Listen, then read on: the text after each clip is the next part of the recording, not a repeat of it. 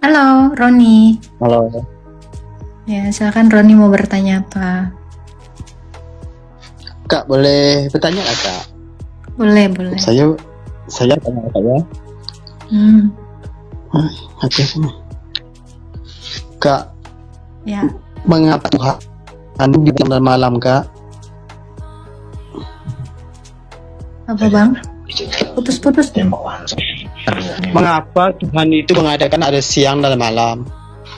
Iya, supaya orang tuh bisa tidur. Ada waktunya untuk beristirahat. Itu tujuannya.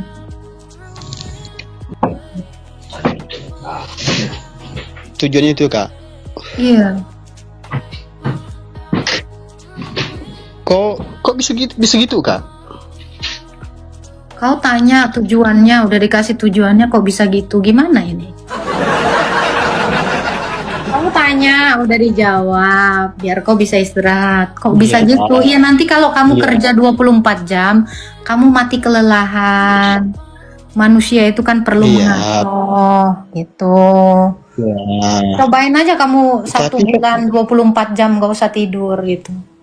Iya. Ya, Mas Roni kan gitu, Kak. Apakah sih Tuhan itu bisa mengadakan siang dan malam? Iya, karena Dan itu baik. satunya Itu baik. Tuhan itu kan semua itu kan manusia itu semua kan diberikan pikiran, mata, hati, pikiran. Hmm. Kok manusia itu tidak bisa memandang, tidak bisa menilai, Kak ya? Bisa. Kamu mungkin yang tidak bisa memandang dan tidak bisa menilai. Dan satu hal ya, Ya. tumbuhan itu di malam hari mengeluarkan oksigen. Ya.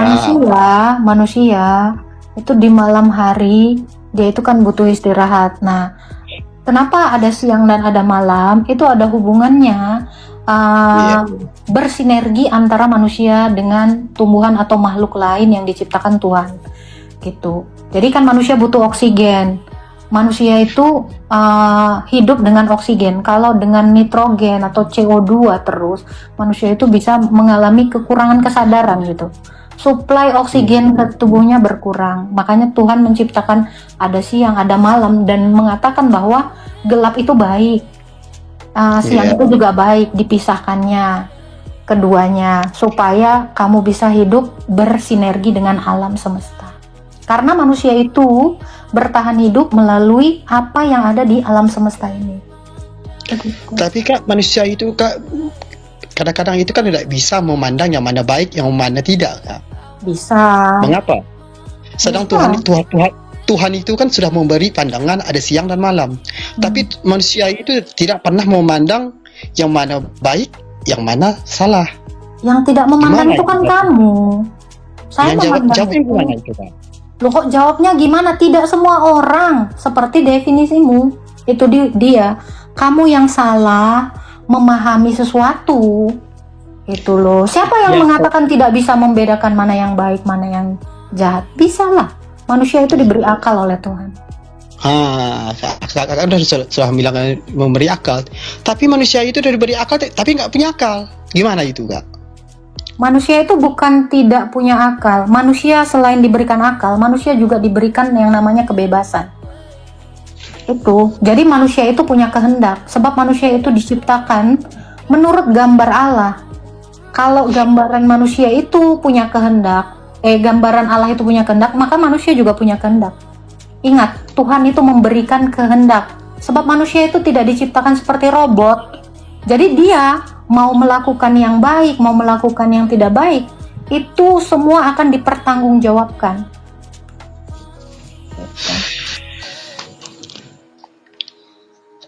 Gitu, Kak ya. Tapi Iya. kalau Roni bertanya, kalau kakak itu memandang malam itu seperti gimana? Kakak bisa memandang malam nggak? Bisa lah. Bisa memandang siang? Bisa lah.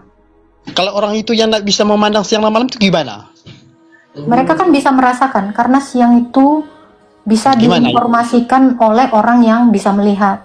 Karena kan orang yang tidak melihat dengan orang yang melihat itu kan dia bersosialisasi gitu loh.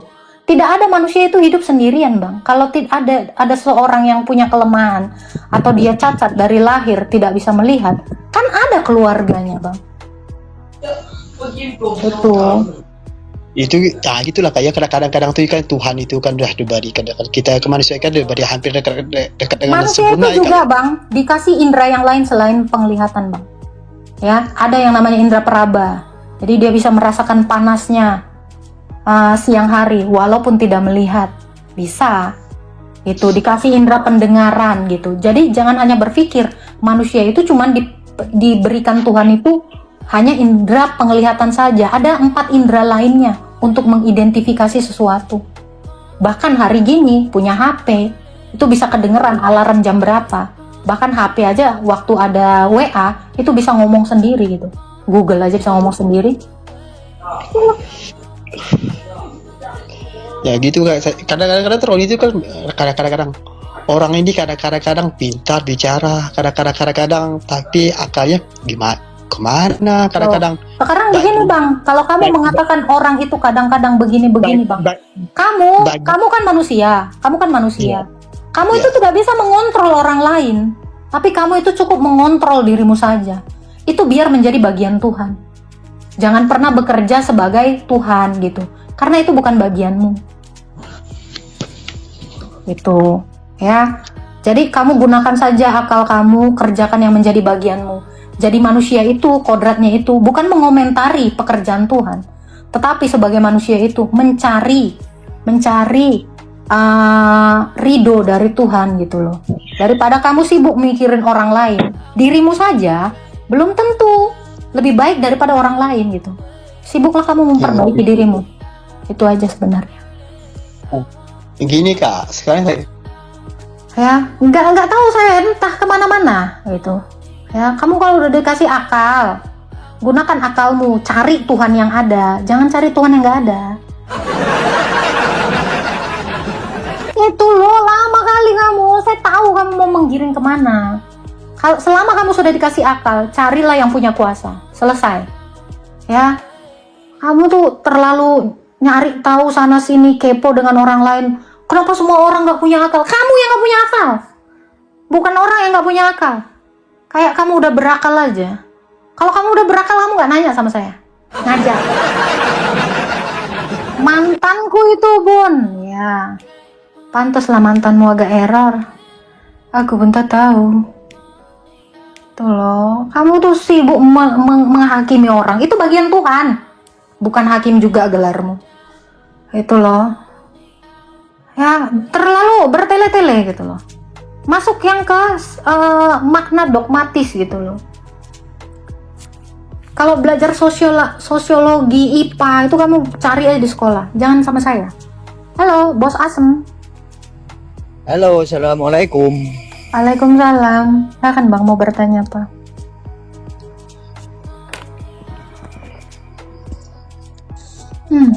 Ya, gini, saya mau tanya, apakah benar itu Yesus utusan ya? Benar. Oh iya. Ada lagi yang mau ditanya Bang? Ya udah dah. Kalau gitu terima kasih atas informasi. Ya. Assalamualaikum. Ya memang kenapa kalau Yesus itu utusan gitu? Langsung robek celanamu. Iya, terima kasih informasinya. Kan nggak lantas membuat kami percaya dengan Tuhan orang kan? Iya kan? Apa kabar saudaraku sekalian? Daku mendoakan aku, walaupun aku tahu Daud itu istrinya banyak, Salomo itu istrinya banyak, tapi aku nggak pernah mendebat dia nabi. Ya biarin aja dia nabi, raja, iya kan? Kita tahu kelakuannya Daud, Raja Daud, ya menginginkan istri orang lain, tapi tetap aja dia raja. Ya udah sih, namanya bikin dosa, yalah. Adakah kalian yang mau mendebat Daud itu raja dan nabi? Gak ada. Ya walau istri dia itu banyak, dia menginginkan istri panglimanya Uria sampai suaminya dibunbun, istrinya diambil. Kita tahu Salomo itu banyak kali istrinya, tapi kita juga percaya dia itu adalah raja gitu. Dia raja, tapi dia juga pendosa. It's okay. Aman sayang. Iya kan? Ya, kalian jadi paham kan? Daud itu bisa nggak kita tolak dia raja? Raja bangsa Israel? Nggak bisa. Bisa nggak kita tolak dia itu pendosa? Nggak bisa. Bisa nggak kita tolak bini dia tuh banyak? Dia ini, gitu. Pengen istrinya orang gitu. Tapi kan kita tidak bisa mendebat kesemuanya itu. Baik dia raja, nabi, apalagi pendosa, pembunuh. Dia ini semuanya. Tapi tidak kita hilangkan gitu loh. Ya demikian Kristus Yesus. Yesus itu Tuhan. Yesus itu juga diutus. Yesus itu juga nabi. Yesus itu raja. Yesus itu apalagi imam. Nggak ada yang spesial. Dengan dikatakan dia utusan, terus dia gagal jadi Tuhan. Tidak. Daud juga. Dia tidak pernah gagal jadi raja. Iya toh? Walaupun dia berdosa. It's okay, say. Apa informasi yang kita dapat dari sini? Ya, ketika Yesus itu adalah utusan, dia juga tidak berhenti jadi Allah. Dia tidak berhenti jadi firman Allah. Dia tetap adalah pencipta. Itu yang mau saya sampaikan. Assalamualaikum. Ceng. Apa kabar saudaraku sekalian? Daku mendoakan. Iya, halo cinta.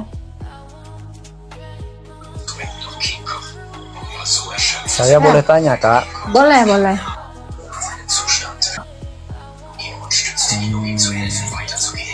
Ini ya, Yesus itu Tuhan ya, Kak? Ya, Di mana dia sekarang, Kak? sorga. Jadi saya mau nanya lagi ya. Ya kan. Setiap ciptaan itu kan makhluk ya, Kak ya? Ya, Surga kan termasuk makhluk juga kan? sorga itu bukan makhluk, Bang. Apalah? Sorga itu keadaan di mana manusia Tapi itu tadi- menyatu dengan Allah. Tadi Kakak bilang setiap ciptaan makhluk. Ya. Jangan bolak-balik. Yang bilang sorga itu makhluk siapa? Kak tadi bilang. Gak ada yang bilang. Sejak kapan sorga diciptakan? Gak ada. Oke ya. Siapa yang bilang Tuhan sorga Kakak itu makhluk? maha ada nggak? Kok bisa Bang Tuhan dibilang Kakak sorga itu itu maha makhluk itu ada. gimana konsepnya? Tunggu dulu, aku Ya penasaran. setiap ciptaan itu makhluk. Bukan saya tanya Kalau itu. setiap ciptaan Saya itu- tanya Bang, kamu mengatakan Nah. sorga itu makhluk diciptakan. Ini sorga ini diciptakan hari keberapa? Jangan tanya itu, yang Loh, jelas saja berarti dulu saya sorga tanya bukan kakaknya. ciptaan.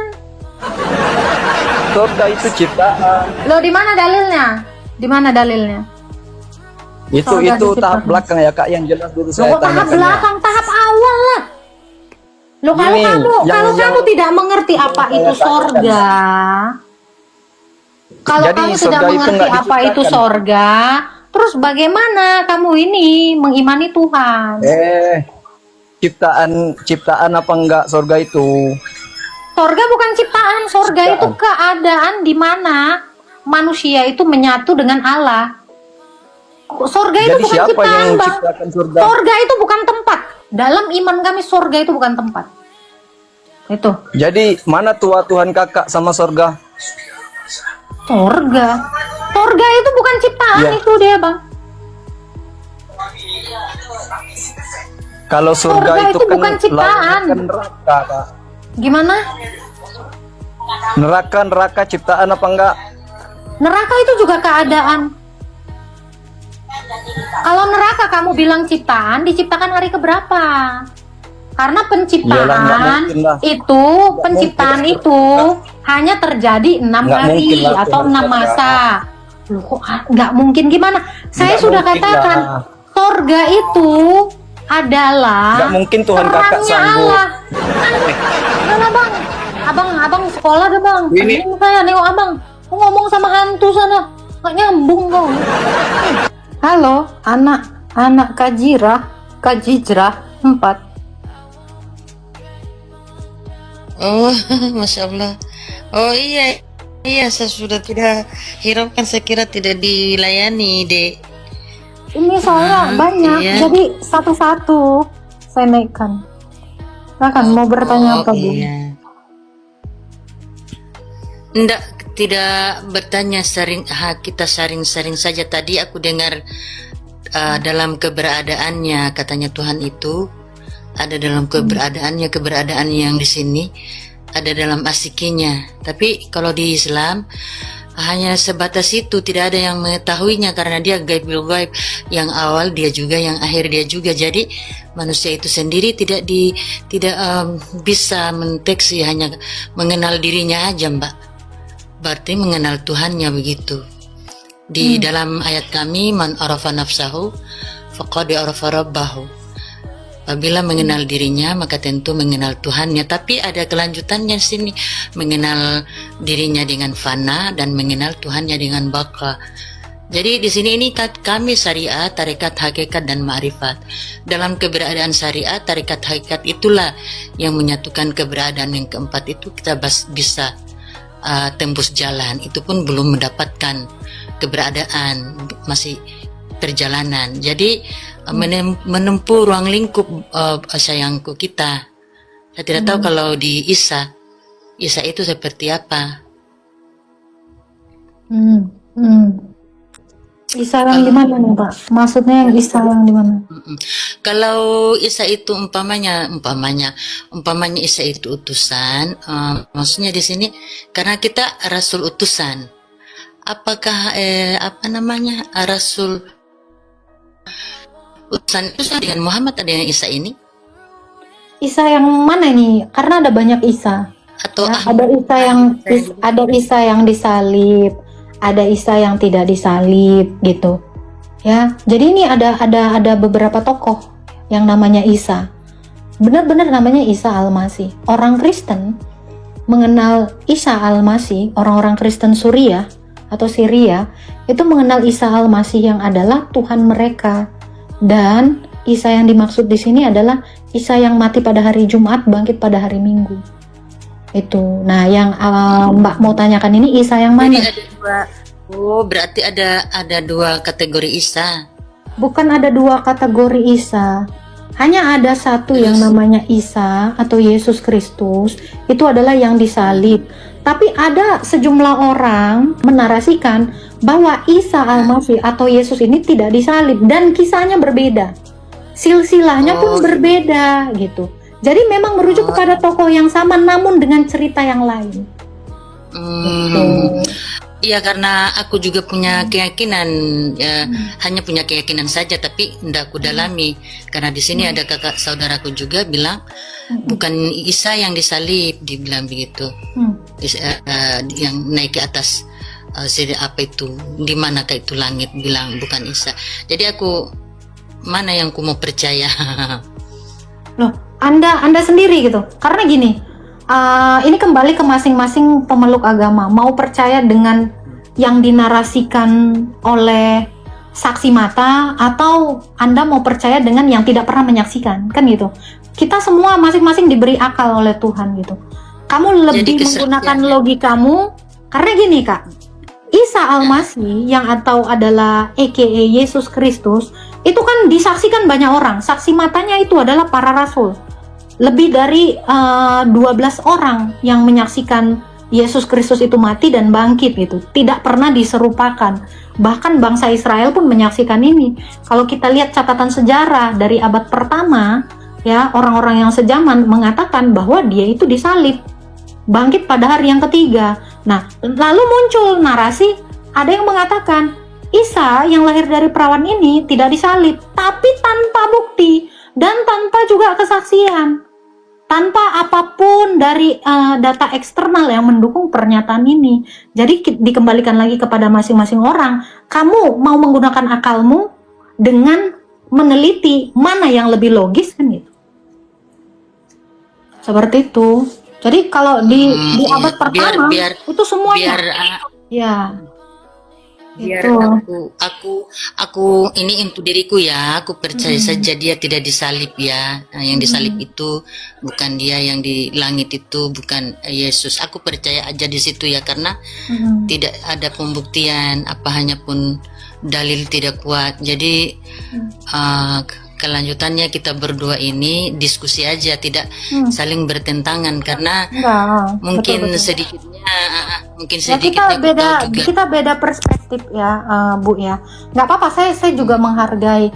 Tapi kalau kita diberikan Tuhan akal gitu ya, apa sebenarnya yang membuat? Jadi yang pertanyaannya adalah begini, kita kan langsung menimbulkan spekulasi, kenapa dia langsung diangkat ke langit gitu? Kenapa harus diangkat ke langit? Apa alasannya dia diangkat ke langit? Dan kalau dikatakan diserupakan, dengan siapa dia diserupakan? Itu alasannya apa sampai dia diserupakan? Kan kita harusnya juga Ya, berpikir sampai begini, sana.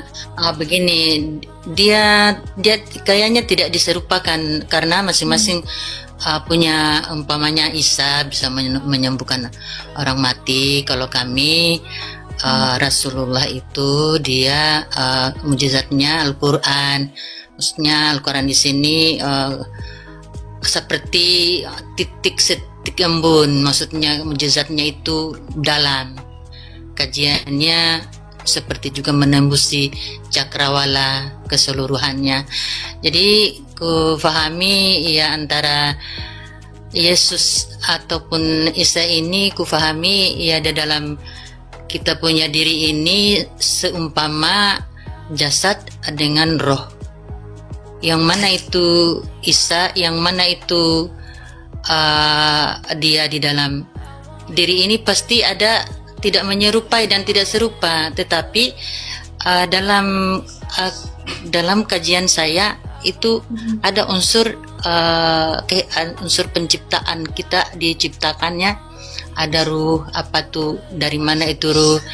Kalau kita di sini ya asal kejadian 4, anasir 4. Jadi air, api, angin, tanah, seperti itu. Mungkin beda tipis ya Mbak, iya. Mungkin beda tipis dalam kajian itu, dalam keberadaan kalau kita ilmu rumah tangga. Ilmu rumah tangga itu ketika kita junub, istinja, keberadaan ibu dan ayah, terus di dalam alam arwah, alam insanullah, lahirlah seorang Roh Kudus, itu namanya Muhammad. Mungkin orang disebut Imam Mahdi kah, apa orang disebut, bisa juga orang bilang Tapi disebut bukannya utusan. di dalam Al-Quran Ruhul Kudus itu sama dengan Jibril gitu? Ada di dalam kurung Jibril. Kenapa jadi Ruhul Kudus? Roh Kudus itu kalau kita di dalam Al-Quran itu rohnya para malaikat, Roh Kudus. Oh, jadi bukan Muhammad. Jadi Muhammad ini adalah malaikat. Gimana nih? Bukan begitu. Muhammad itu adalah Muhammad Rasulullah itu kajiannya kita mim ham mim dal, itu kejadiannya kita punya diri ini, tetapi di dalam diri ada yang mempunyai diri, begitu. Diri itulah yang sebenarnya, diri itu adalah Nur Muhammad, itu Nurullah, Nur Muhammad, kita Nur Adam, begitu. Nur Muhammad itu apa hakikatnya? Saya mau tahu. Nur Muhammad Hakikatnya itu makhluk atau Allah? tidak seperti itu, jangan dulu. Nur Muhammad itu ketika kita sudah dalam insan, dalam insan tidak menyerupai, di situ tidak diserupakan. Karena itu dia Allah Subhanahu wa taala memberikan kodrat, iradat, pendengaran, apa semua, tapi di situ kita tidak puasa karena punyaan Tuhan. Tuhan juga apa Nur Muhammad ini yang saya mau tanyakan, Nur Muhammad ini apa? Apakah selain daripada ruh manusia ada, kan ada katanya Nur Muhammad. Bukan seperti itu, dia seperti apa, ada kajiannya, Bunda. Dia bukan hanya jadi begitu. Nur Muhammad ini dia sudah dalam kajiannya awal, dan sebelum kejadian itu sudah Nurullah, Nur Muhammad itu sudah dia menyatu satu dia, Bunda. Menyatu satu dengan manusia? Bukan, dengan Allah itu sendiri dan manusia dengan itu Allah. Adamnya. Jadi Nur Muhammad ini menyatu dengan Allah, menyatu di dalam zatnya atau di luar zatnya? Bukan di dalam zatnya, bukan di dalam apa-apanya, dalam penyatuan keberadaannya dia dengan kudrat dan kuasanya Allah. Iya, yang Dia mau saya tanyakan, baik. Allah kuasa, Iya. Allah kuasa, Nur Muhammad, dia berada dalam keberadaan itu yang dikawal Nurullah tadi itu. Karena dia utusannya begitu. Oh, Kasihnya iya. istilahnya. Apa kodratnya? Saya mau tahu. Apakah dia makhluk atau holik? Tunggu. Jadi itu bagaimana? Kodratnya Nur Muhammad yang satu di Jadi dalam itu. kuasa Nurullah Tidak ada, ini. bukan kudratnya kodrat- Nur Muhammad. Oh. Bukan kudratnya Nur Muhammad, kudratnya Allah Ta'ala memberikan kita punya keberadaan di dalam kita punya jasad melalui penciptaan yang Anasir tadi, yang Nur Muhammad itu kita sudah jalankan syariat tarikat hakikat, dia bertajali, dia menjadi alif, kemudian menjadi ruh, itu bukan juga ruh Muhammad, belum. Kecuali kita sudah memiliki keseluruhan, Allah sudah memberikan 7 petala langit, 7 petala bumi, itu sudah kita tidak ada lagi seperti itu. Sudahlah, haula wa quwata makan situlah timbun ruh Muhammad, istilahnya Nur Muhammad. Di situ dia sudah menyatu dalam kuasanya Allah.